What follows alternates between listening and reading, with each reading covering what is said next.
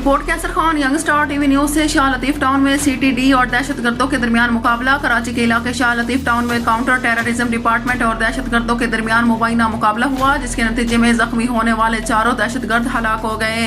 CTD जराये के मुताबिक हलाक दहशतगर्दों में जलील उर्फ फरीद, नियाज उर्फ किंग और हमदान उर्फ फरीद शामिल हैं, जबकि एक दहशतगर्द की शिनाख्त की कोशिश जारी है। हुक्काम के मुताबिक मुकाबले के दौरान 2 पुलिस एहलकार भी जख्मी हुए, जिनमें हेड कांस्टेबल मोहम्मद यूसुफ और सिपाही राजा जुनेद शामिल हैं। जख्मी एहलकारों को फौरी तौर पर अस्पताल मुंतकिल करके तिब्बी इमदाद फराहम की जा रही है।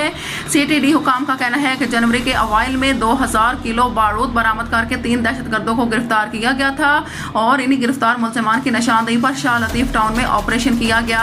हुकाम के मुताबिक हलाक दहशतगर्दों का ताल्लुक मुबैना तौर पर फितना ऑल हिंदुस्तान बशीर जेब नेटवर्क से बताया जा रहा है। सीटीडी का कहना है कि हलाक दहशतगर्द अपने ही साथियों की फायरिंग से मारे गए। इलाके में सर्च ऑपरेशन जारी है, जबकि मजीद तहकीकात भी की जा रही है।